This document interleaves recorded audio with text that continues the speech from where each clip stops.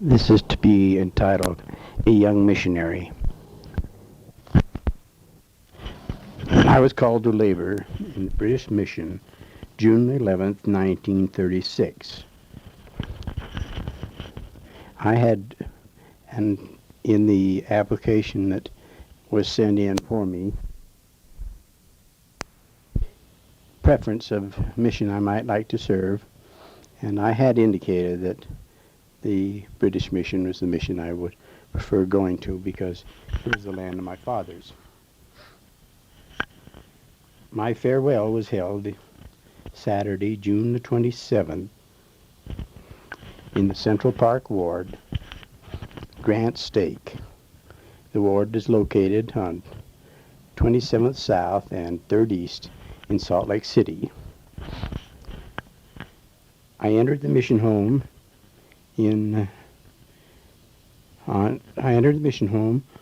June the 29th, 1936.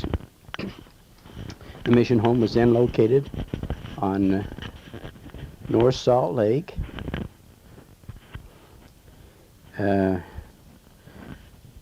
half a block north of Eagle Gate, or south, or let's see, that's South Temple, yes. We left Salt Lake 6:30 p.m. July the 9th from the Union Pacific Depot. I was happy to see at the railroad station many of my friends from ward and school and neighbors.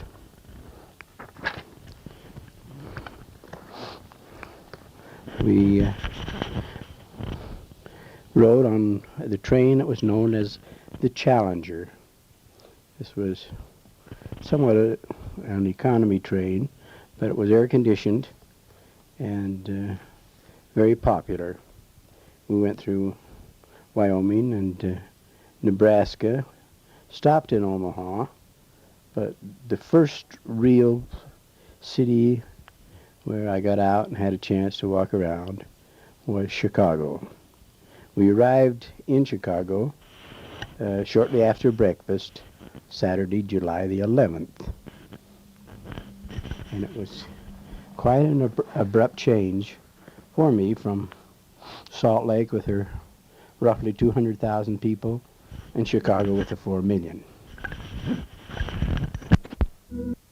We spent the entire day in Chicago, city, traveling around in bus and on the L, as it was known, the elevated railroad, and then left in the evening for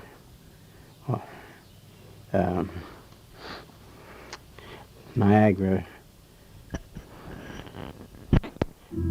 Falls, Rochester and Niagara Falls. We took the nickel plate railroad, and it was quite a change from the Challenger that we had ridden on the previous evenings, previous days, I should say, previous days. We had very little sleep. We got off the nickel plate shortly after noon on Sunday the 12th and transferred to a bus that took us to Buffalo. And then we went there to Niagara Falls and enjoyed a day of sightseeing. Left in the evening again at 10 o'clock for New York, and arrived in New York the next morning at 10 o'clock. Actually, we arrived at Hoboken, New Jersey, and where we were met by a hotel representative who took us on the subway under the Hudson River, and we ended up at our hotel, which was the Hotel McAlpin.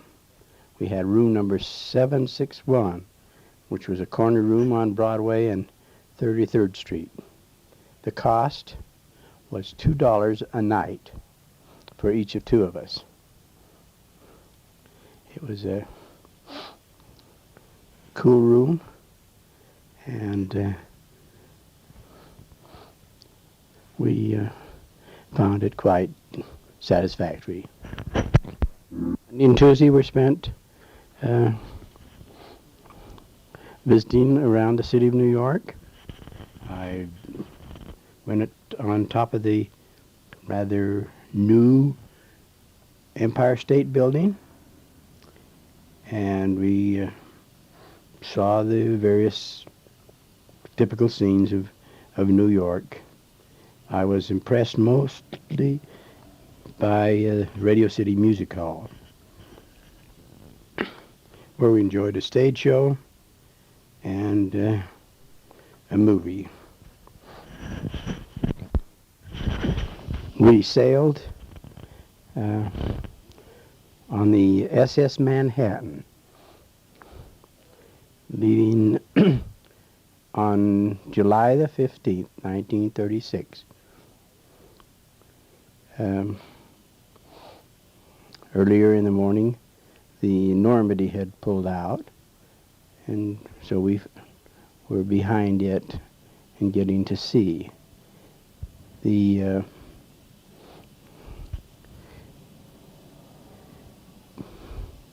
1936 American Olympic team had taken over the entire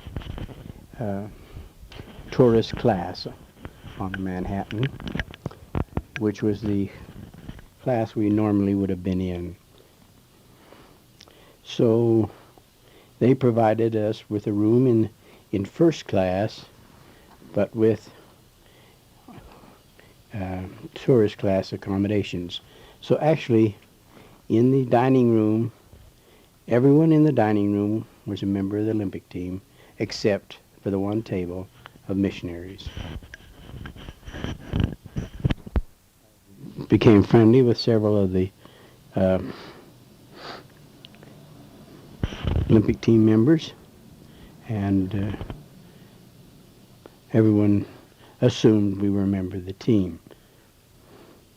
A highlight of this relationship was playing ping pong with Glenn Cunningham, who was the famous miler of the United States team. And I can say that I defeated him. Then I lost the next game to a man named Harold Manning, who was a great hurdler on the track team. Arrived in England on July the 21st and proceeded to London. And after 2 or 3 days meeting the mission president, President Joseph J. Cannon, and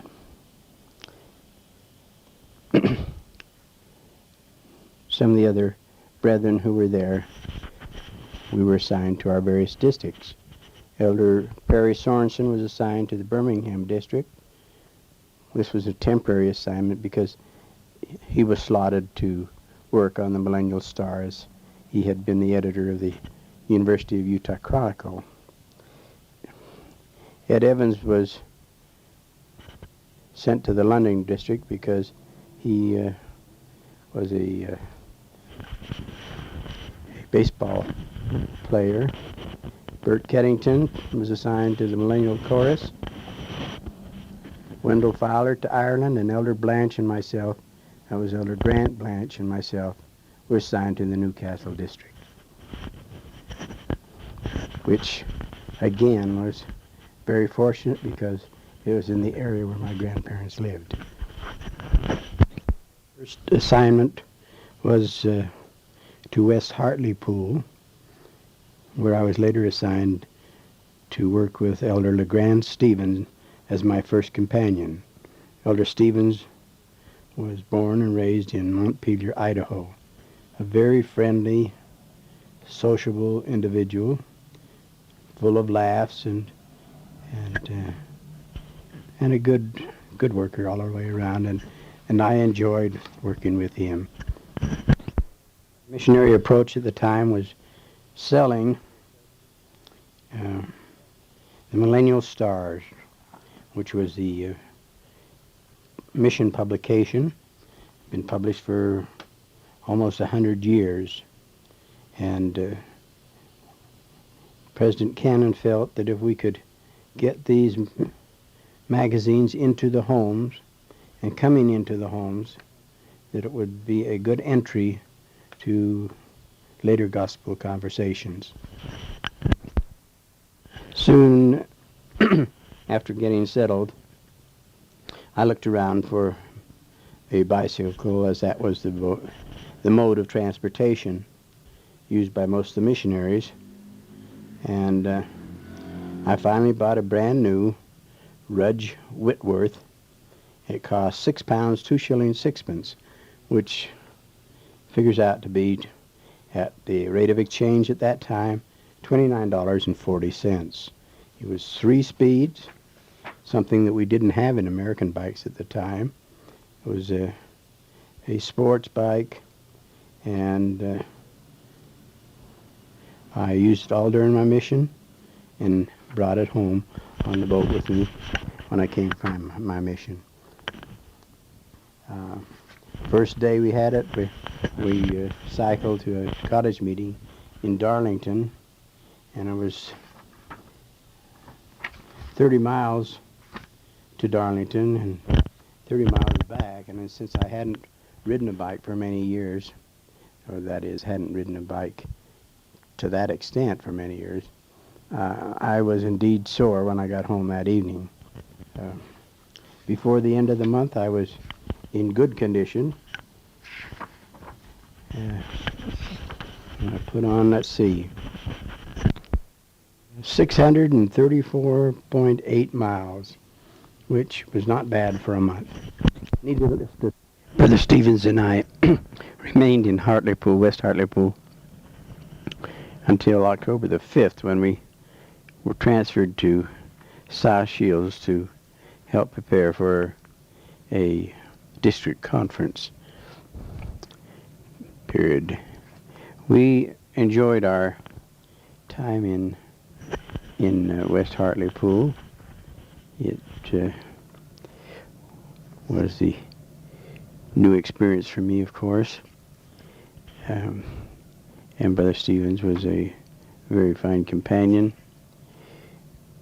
We were quite friendly with the branch president, Brother Stanley Short, who was not much older than we, and his wife, Elaine.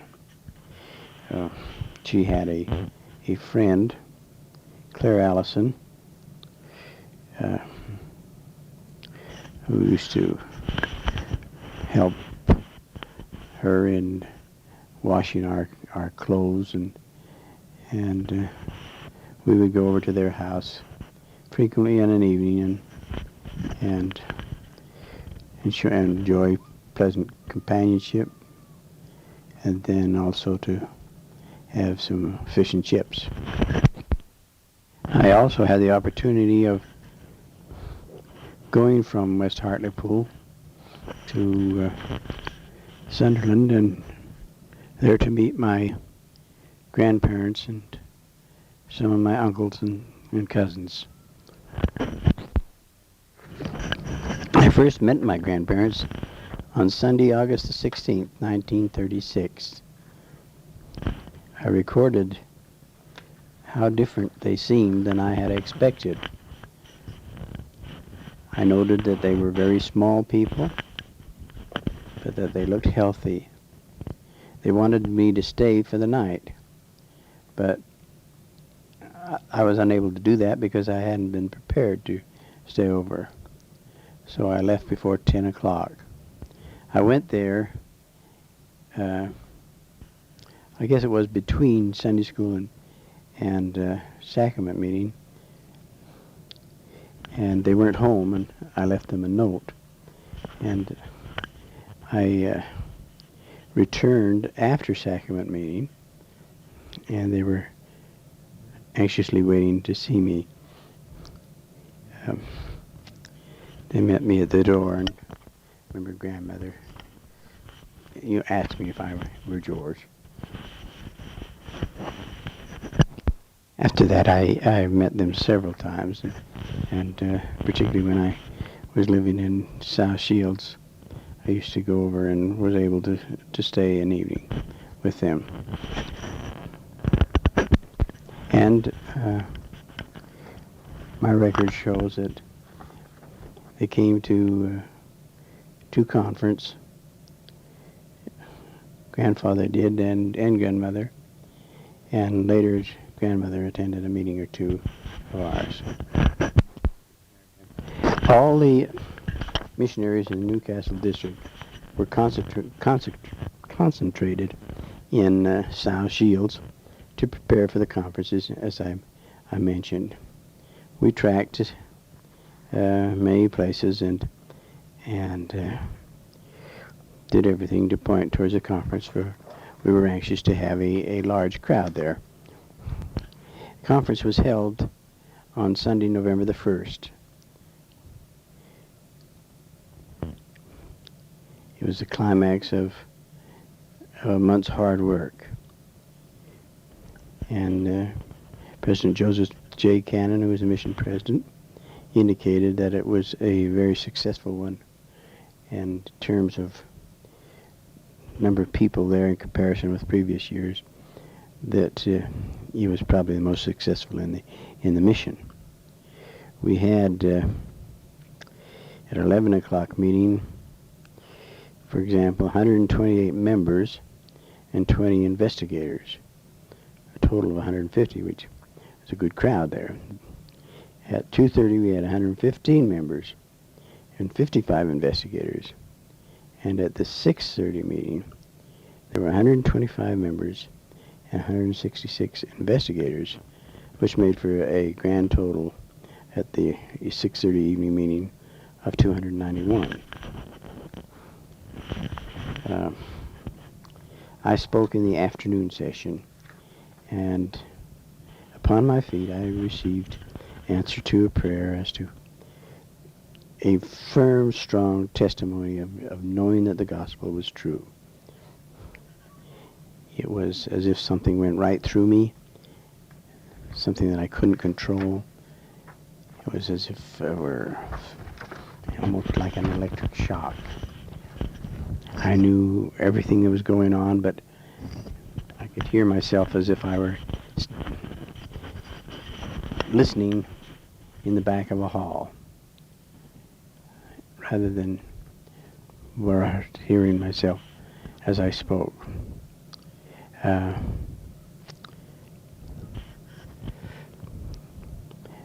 It was at this meeting that no, it was not at this meeting. In the evening meeting, Grandma and Grandpa attended. I'm sorry that they weren't to the meeting in which I spoke. Elder Richard R. Lyman was there, who was at that time a member of the Council of 12 and was the presiding authority over all the European missions.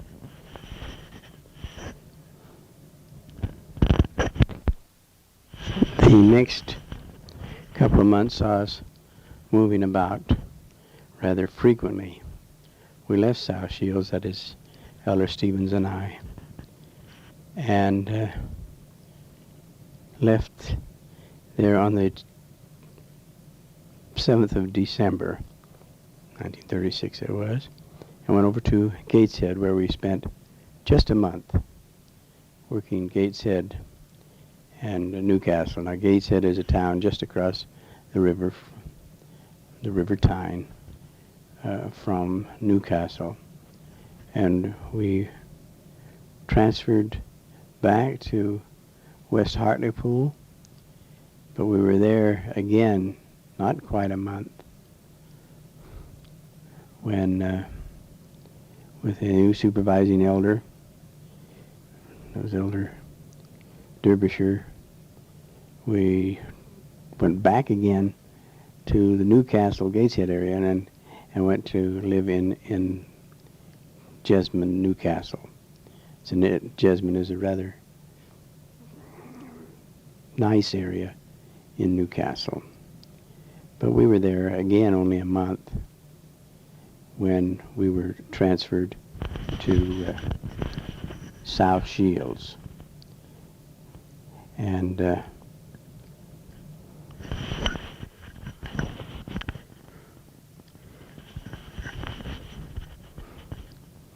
South Shields saw us there, I note, from February the 9th to February the 16th, so it wasn't very long. And back again to Jesmond and Newcastle. But from March the 1st, 1937, until November the 6th, 1937, I spent the time in the South Shields with several companions. To get in a location and stay for a while, because the transferring about was upsetting, and we never really did get going in those other places. Now,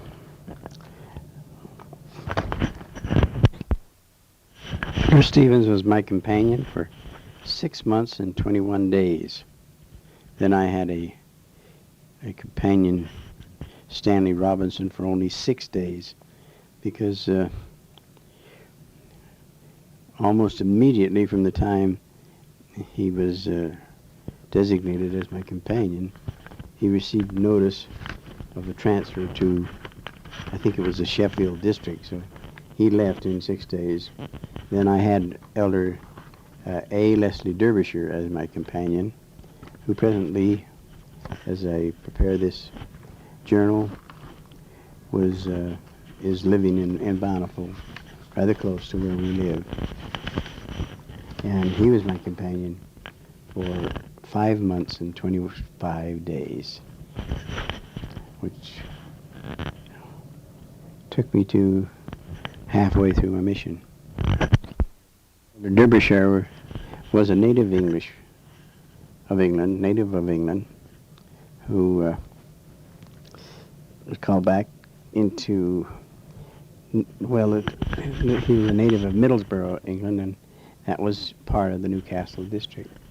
So he knew the people from his youth, and he had a great love interest in one of the lady missionaries from Dublin, Ireland. And he, I should say, and this became a primary interest to him. He was very talented, and if I didn't mention earlier, was the supervising elder for the district. Soon after the first conference that we had, our winter conference was held in West Hartlepool on January the 24th, 1937. And that accounts for our return to Hartlepool for a short period.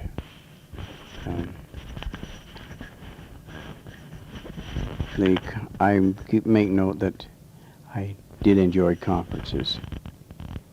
I don't have a recording of how many people were there, but it was a large crowd. The meetings were held in the West Hartlepool chapel. I talked on modern revelations and gave what seemed to be a very fine talk. I mean, he received many compliments, and particularly which one came from a investigator who is a court matron She attended the meeting out of curiosity, and she said that she was so impressed with my talk that she asked that she might be introduced to me. And I remember her mentioning to me that if I were to be assigned as the preacher in the West Hartlepool Chapel, that she would be there every Sunday. But I wasn't the preacher in West Hartlepool every Sunday.